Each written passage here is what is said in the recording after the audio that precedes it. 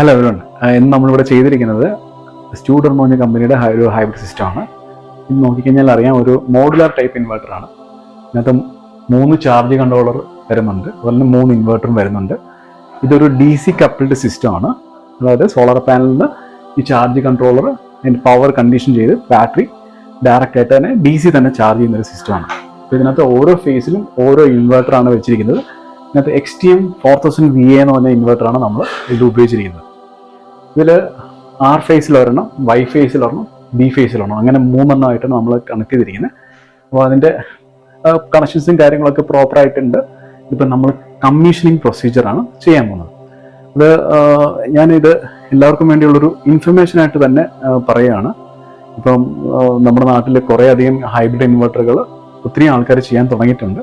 അപ്പോൾ ഒരു battery connected ആയിട്ടുള്ള ഒരു ഇൻവെർട്ടർ നമ്മൾ എപ്പോഴും ഓൺ ചെയ്യുമ്പോൾ അതായത് ഒരു ബാറ്ററി ഉള്ള ഒരു ഇൻവെർട്ടർ നമ്മൾ എപ്പോഴും ഓൺ ചെയ്യുമ്പോൾ അതിനൊരു സീക്വൻസ് ഉണ്ട് പ്രോപ്പറായിട്ട്.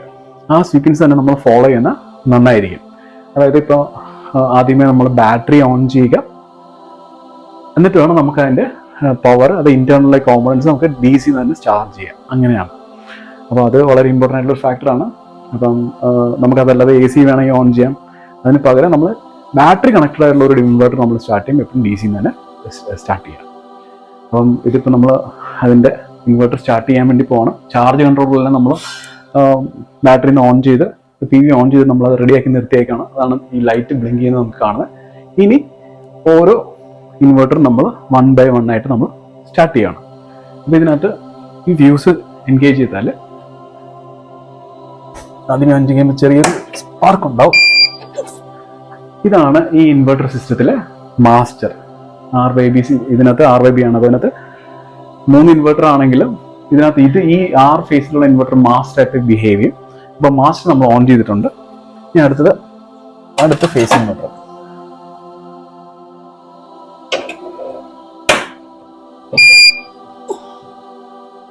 Y ഫേസിലെ ഇൻവെർട്ടർ ഓൺ ചെയ്തിട്ടുണ്ട്. അതുപോലെ തന്നെ B ഫേസിൽ നമ്മൾ ഓൺ ചെയ്യാൻ വേണ്ടി പോകും.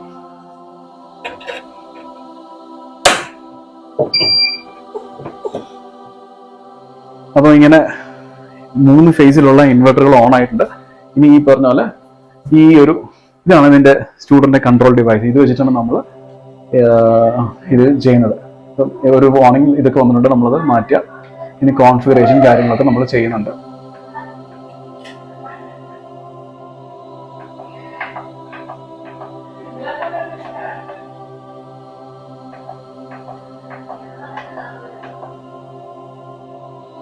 സോളാറിൻ്റെ ഡീറ്റെയിൽസ് ആണ്.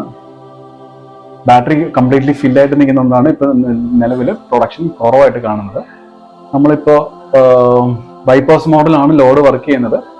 അത് റൺ തുടങ്ങുന്ന സമയത്ത് ബാക്കിയുള്ള കാര്യങ്ങൾ കൊടുക്കും. ഇപ്പോൾ ഇൻപുട്ട് ഔട്ട്പുട്ട് ഓഫ് ചെയ്തിട്ടേക്കാണ്, ഇൻവെർട്ടർ ഓഫ് ആയി കിടക്കുകയാണ്. ഈ ഒരു ബട്ടൺ ഓൺ ആക്കിയാൽ ഇൻവെർട്ടർ ഫുൾ ഓൺ ആവുന്നതാണ്. അപ്പം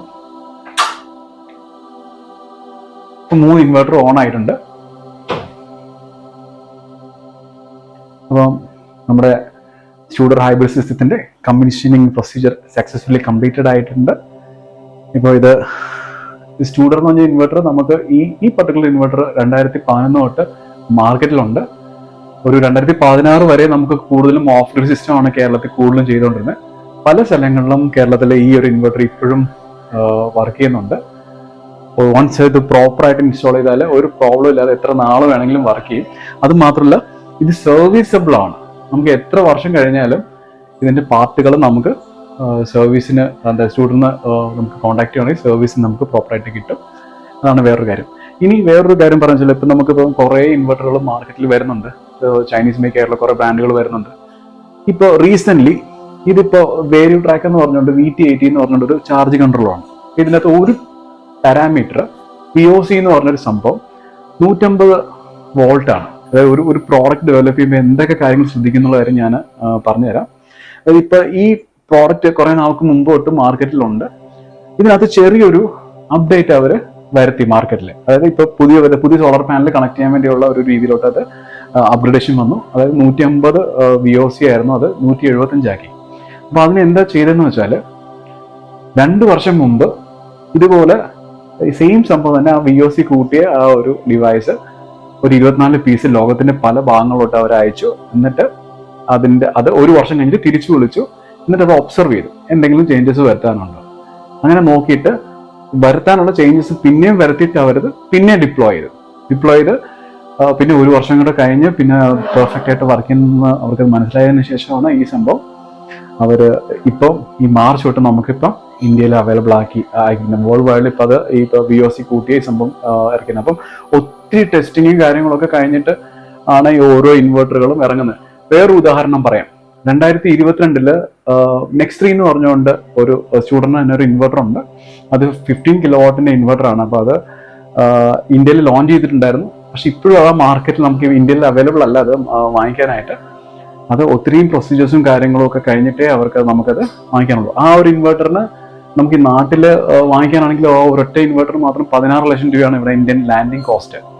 പക്ഷെ എന്നാലും ഇഷ്ടംപോലെ ആൾക്കാർ അതിനു വേണ്ടി വെയിറ്റ് ചെയ്തിരിക്കുന്നുണ്ട്. പക്ഷെ ഇതുവരെയും അത് മാർക്കറ്റിൽ നമുക്ക് അവൈലബിൾ ആയിട്ടില്ല. 3 ചാർജ് കൺട്രോളർ വെച്ചിട്ടുണ്ട്. 3 ചാർജ് കൺട്രോളറും 5 കിലോവാട്ട് പാനൽ വെച്ച് 15 കിലോവാട്ടിന്റെ പാനലും 12 കിലോവാട്ടിന്റെ ഇൻവെർട്ടറും അതുപോലെ തന്നെ 15 യൂണിറ്റ് സ്റ്റോറേജ് ഉള്ള ലിഥിയം ഫെറോഫോസ്ഫേറ്റ് ബാറ്ററിയാണ് വരുന്നത്. ഇതിന് 8000 സൈക്കിളാണ് ലൈഫ് വരുന്നത്. അപ്പം നമുക്ക് വേറൊരു കാര്യം എന്ന് വെച്ചാൽ ഇതൊരു മോഡുലർ ടൈപ്പ് സിസ്റ്റം ആയതുകൊണ്ട് നമുക്ക് എപ്പോൾ വേണമെങ്കിലും ഇതിൻ്റെ കപ്പാസിറ്റി ആഡ് ചെയ്യാം. ഇപ്പോൾ ഓരോ ഫേസിൽ ഓരോരോ സിസ്റ്റം കൂടെ ആഡ് ചെയ്താലും നമുക്കത് 24 കിലോവാട്ട് ആക്കാം. 3 ഇൻവെർട്ടർ ആണ് നമുക്ക് ഒരു ഫേസിൽ ആഡ് ചെയ്യാൻ പറ്റുന്നത്. അങ്ങനെ 36 കിലോവാട്ട് ആക്കാം. അങ്ങനെയാണ് അതിൻ്റെ ഒരു കാര്യങ്ങൾ. പിന്നെ നമുക്ക് എക്സിസ്റ്റിംഗ് ആയുള്ള ഓൺ ഗ്രിഡ് സിസ്റ്റം ഹൈബ്രിഡ് ആക്കി മാറ്റാനുള്ള ഒരു സംഭവമുണ്ട്. ഇപ്പോൾ എൻഫേസ് അതുപോലുള്ള ഇൻവെർട്ടറുകൾ AC കപ്ലിംഗ് ചെയ്യാനും സ്റ്റുഡൻറ് ഇൻവെർട്ടർ വെച്ച് നമുക്ക് ചെയ്യാൻ പറ്റുന്നതാണ്. അപ്പോൾ എൻഫേസിൻ്റെ മെഷീൻ വെച്ചിട്ട് AC ബാറ്ററി ചെയ്യുന്നതിനേക്കാളും കുറച്ചുകൂടെ എക്കണോമിക് ആയിരിക്കും സ്റ്റുഡൻറ് വെച്ചിട്ട് നമുക്ക് AC കപ്ലിംഗ് ചെയ്യാൻ. ഈ ഒരു ഇൻവെർട്ടർ വെച്ചിട്ട് ഏകദേശം 4000 ആപ്ലിക്കേഷൻസ് ഉണ്ട്. പല രീതിയിലും നമുക്ക് ഈ ഇൻവെർട്ടർ ഉപയോഗിക്കാൻ പറ്റും. ഉദാഹരണത്തിന് ഇപ്പം ഒരു സ്ഥലത്ത് റിമോട്ട് ആയിട്ടുള്ള ഏരിയയിൽ നമുക്ക് ഒരു 3 ഫേസ് ലൈൻ ഔട്ട്പുട്ട് വേണമെന്ന് വിചാരിക്കാം. അവിടെ 3 ഫേസ് ലൈൻ ഇല്ല. അപ്പോൾ നമുക്ക് ഇതുപോലെ ഓരോ ഫേസിൽ ഓരോ ഇൻവെർട്ടർ വെച്ച് 3 ഫേസ് വയറിങ്ങിലൂടെ നമുക്ക് 3 ഫേസ് സിസ്റ്റം ആക്കാം. സിംഗിൾ ഫേസ് ഇൻപുട്ട് കൊടുത്തിട്ട് നമുക്ക് 3 ഫേസ് ഔട്ട്പുട്ട് എടുക്കാനും ഈ സിസ്റ്റം കൊണ്ട് പറ്റും. ഇപ്പോൾ ചില സ്ഥലങ്ങളിൽ ഇപ്പോൾ ഗ്രിഡിന്റെ അവൈലബിലിറ്റി ഇല്ല, നമുക്ക് ജനറേറ്റർ മാത്രമേ ഉള്ളൂ. അങ്ങനെ സിംഗിൾ ഫേസ് ജനറേറ്റർ ആണെങ്കിലും ഈ ഒരു സിസ്റ്റം വെച്ചിട്ട് നമുക്ക് 3 ഫേസ് ഔട്ട്പുട്ട് കൊടുക്കാം. ഒരു ഫേസിൽ ജനറേറ്റർ ബാക്കപ്പ് കൊടുക്കും. ബാക്കിയുള്ള ഫേസ് സോളാറിനും ബാറ്ററിനും അത് ക്ലബ് ചെയ്ത് വർക്ക് ചെയ്യുന്നു. അതുപോലെ തന്നെ ഒത്തിരി അധികം നമുക്ക് രീതിയിൽ ഇത് സംഭവം കോൺഫിഗർ ചെയ്യാൻ പറ്റും. AC കപ്ലിംഗ് ആയിട്ടും DC കപ്ലിംഗ് ആയിട്ടും മിനി ഗ്രിഡ് ആയിട്ടും ഒക്കെ നമുക്ക് ഈ സിസ്റ്റം ചെയ്യാവുന്നതാണ്. പിന്നെ കൂടുതലായിട്ടും ഈ ഒരു സിസ്റ്റം നമുക്ക് ഇന്ത്യയിൽ കൂടുതൽ യൂസ് ചെയ്യുന്നത് മിലിറ്ററി ആപ്ലിക്കേഷനാണ്. മിലിറ്ററി ടെലികമ്മ്യൂണിക്കേഷൻ ആണെങ്കിലും അതുപോലെ തന്നെ DRDOയുടെ പല ആപ്ലിക്കേഷൻ ആണെങ്കിലും അങ്ങനെയുള്ള രീതിയിലാണ് കൂടുതലും സ്റ്റുഡൻറ് സിസ്റ്റം ഉപയോഗിക്കുന്നത്. ഇപ്പോൾ കഴിഞ്ഞ വർഷം വരെ നമുക്ക് 4000 VA ഇൻവെർട്ടർ മാത്രമേ അവൈലബിൾ ആയിരുന്നുള്ളൂ. ഇപ്പം നമുക്ക് 8000 VA ഇൻവെർട്ടറും ഇന്ത്യയിൽ അവൈലബിൾ ആണ്. അപ്പോൾ അതുകൊണ്ട് കപ്പാസിറ്റി നമുക്ക് കുറച്ചുകൂടെ ഈസി ആയിട്ട് ബിൽഡ് ചെയ്തെടുക്കാൻ പറ്റും. അപ്പോൾ കുറേ അധികം കാര്യങ്ങളുണ്ട്. സ്റ്റുഡൻറ് പറയുന്ന പോലുള്ള സ്പെസിഫിക്കേഷനും കാര്യങ്ങളൊക്കെ വെച്ചിട്ട് വേണം നമുക്ക് ഇത് ഇൻസ്റ്റാളേഷൻ ചെയ്യാൻ. അപ്പോൾ അങ്ങനെ ചെയ്തെങ്കിൽ മാത്രമേ ഇത് അവർ വാറണ്ടി പ്രൊവൈഡ് ചെയ്യുള്ളൂ. അപ്പം ഇപ്പം സാധാരണഗതിക്ക് നമുക്കിപ്പോൾ ഒരു ഇൻവെർട്ടർ ഒരു ഡിസ്ട്രിബ്യൂട്ടറിൻ്റെ കയ്യിൽ നിന്ന് എടുത്ത് വാങ്ങിച്ച് ഇൻസ്റ്റാളേഷൻ ചെയ്യുന്ന പോലല്ല. ഇത് ഇൻസ്റ്റാളേഷൻ ചെയ്യുന്നതിന് കുറേ അധികം ഇൻസ്റ്റാളേഷൻ ചെയ്യുന്നതിന് മുമ്പ് ചെക്ക് ലിസ്റ്റും കാര്യങ്ങളൊക്കെ ഉണ്ട്. അതെല്ലാം ചെക്ക് ലിസ്റ്റും ചെയ്തിട്ട് ഓരോ പ്രാവശ്യം ഇതിനകത്ത് എന്തെങ്കിലും സിസ്റ്റത്തിൽ എനിക്ക് ചേഞ്ചസ് വരുത്തണമെങ്കിൽ ഓരോ പ്രാവശ്യം സ്റ്റുഡറുമായിട്ട് കണക്ട് ചെയ്തിട്ട് അവിടെ സപ്പോർട്ടിൽ രജിസ്റ്റർ ചെയ്തെങ്കിൽ മാത്രമേ ഒരു പാരാമീറ്റർ പോലെ ഈ സിസ്റ്റം എനിക്ക് മാറ്റാൻ പറ്റുള്ളൂ. അപ്പം ഇത് ഞാനിവിടെ ഇൻസ്റ്റാളേഷൻ ചെയ്തെങ്കിലും കംപ്ലീറ്റ് ഉത്തരവാദിത്വം സ്റ്റുഡൻറ് തന്നെയാണ്. അതാണ് അതിൻ്റെ ഒരു പ്രത്യേകത. അപ്പം നമുക്ക് ഡിഫറെൻ്റ് ആയിട്ടുള്ള ലിഥിയം ബാറ്ററീസും അല്ലെങ്കിൽ ലെഡ് ആസിഡ് ബാറ്ററീസും അതുപോലുള്ള സംഭവങ്ങളൊക്കെ വെച്ച് നമുക്കിത് ഇൻറ്റഗ്രേഷൻ ചെയ്യാവുന്നതാണ്. നമ്മൾ ഈ ഇൻവെർട്ടറിൻ്റെ കൂടെ തന്നെ വേറൊരു കാര്യങ്ങൾ നമ്മൾ ചെയ്യുന്നുണ്ട്. ഇവിടെ ഒരു BLDC AC ഇൻസ്റ്റാൾ ചെയ്തിട്ടുണ്ട്.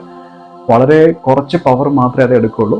അപ്പം ഈ ഇൻവെർട്ടർ സിസ്റ്റം വർക്ക് ചെയ്യുമ്പോഴത്തേക്ക് അത് എത്ര എഫക്റ്റീവായിട്ട് റൺ ചെയ്യുന്നു, ഈ ഒരു കമ്പൈൻഡ് ആയിട്ടുള്ള ഹൈബ്രിഡ് സിസ്റ്റവും പിന്നെ BLDC ACയും കൂടെ എങ്ങനെയാണ് പെർഫെക്റ്റായിട്ട് വർക്ക് ചെയ്യുന്നുള്ള കാര്യം ഞാൻ കാണിച്ചു തരാം. ഇതിനകത്ത് നമ്മൾ ഇപ്പം 3 ഇൻവെർട്ടർ കണക്ട് ചെയ്തിട്ടുണ്ട്. അതുപോലെ തന്നെ ഈ പെർഫോമൻസ് നോക്കാൻ, അതിന് എത്ര ലോഡ് എത്ര എടുക്കുന്നുള്ളത് നോക്കാൻ നമുക്ക് ഇതിനകത്ത് 2 ഇൻവെർട്ടർ മാറ്റിയിട്ട് ഈ ഒരു ഇൻവെർട്ടർ വെച്ച് മാത്രം നമ്മൾ അതിൻ്റെ എത്ര പെർഫോമൻസ് വരുന്നുള്ള കാര്യം കൂടെ കാണിച്ചു തരാം. എന്തായാലും ഇപ്പം നിലവിൽ സിസ്റ്റം അപ്പ് ആൻഡ് റണ്ണിങ് ആണ്, ഒരു പ്രോബ്ലം ഇല്ലാതെ അപ്പം 12 കിലോവാട്ടിന് ഇൻവെർട്ടറാണ്. ഇതിന് നമുക്ക് 24 കിലോവാട്ട് വരെ സർജ് ലോഡും കാര്യങ്ങളൊക്കെ എടുക്കും. കുറച്ച് റോബസ്റ്റ് ആയിട്ടുള്ള ഒരു സിസ്റ്റമാണത്. ഓക്കെ, ഇനി എന്തെങ്കിലും കൂടുതലായിട്ടുള്ള ഇൻഫർമേഷൻ അറിയണമെങ്കിൽ ദയവായി കോൺടാക്ട് ചെയ്യുക.